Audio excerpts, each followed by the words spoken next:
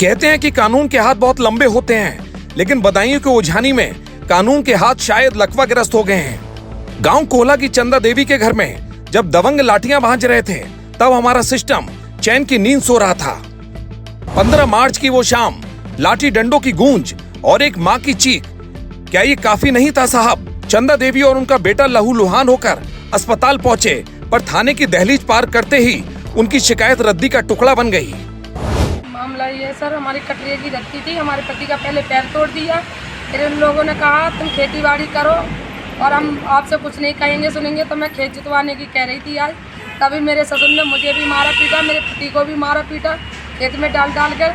और अब खेत नहीं दे रहे हैं, मैंने अपने खुद साफ करा था वो खेत, कटरिया की रखती है। और ये कह रहे हैं तुम्हें दम हो तो करके दिखा, गाली गंदी संदी दे रहे थे। और बच्चों को घर से निकाल के भगा दिया। मेरे घर में धस गए तो 2 चीज़ें निकाल ली, एक सोने की निकाल ली और चांदी की फाइल गाँव कर ली। आज हम 2026 के डिजिटल इंडिया और न्याय की बात करते हैं, पर धरातल पर तो सच ये है कि अगर आपके पास दबंगई और रसूख नहीं तो आपकी सुनवाई नहीं होगी। समाज चुप है क्योंकि चोट चंदा को लगी है, आपके घर नहीं। लेकिन याद रखिएगा, सन्नाटा जब टूटता है तो लपटें दूर तक जाती हैं। ये सिस्टम के मुंह पर तमाचा है। चंदा ने चेतावनी दी है, न्याय दो वरना हम किसी भी हद तक जाएंगे। नहीं सर, हमारी नहीं सुनी, नहीं चौकी पे सुनी, नहीं थाने में सुनी। अब हम लोग ऐसे ही जा रहे हैं और अगर हमारा इंसाफ नहीं हुआ तो हम सब लोग जहर खा लेंगे, मेरे बच्चों को लेके। हम क्या करेंगे? पति हमारा पैर से बेकार कर दिया और अकेली कमाने खाने वाली हूँ मैं, मजदूरी गतूरी करके खवाती पिलाती हूँ।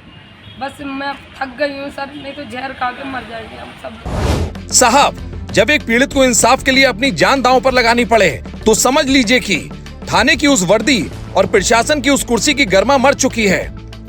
क्या उलझानी पुलिस किसी लाश गिरने का इंतजार कर रही है या फिर फाइल के नीचे दबे लालच ने उसकी जुबान बंद कर दी है? सावधान रहिए, आज कोहला गांव की बेटी न्याय मांग रही है, कल ये आग आपके दरवाजे तक भी आ सकती है। सिस्टम को आईना दिखाने की हमारी ये कोशिश जारी रहेगी। ब्यूरो रिपोर्ट, अमर प्रभात।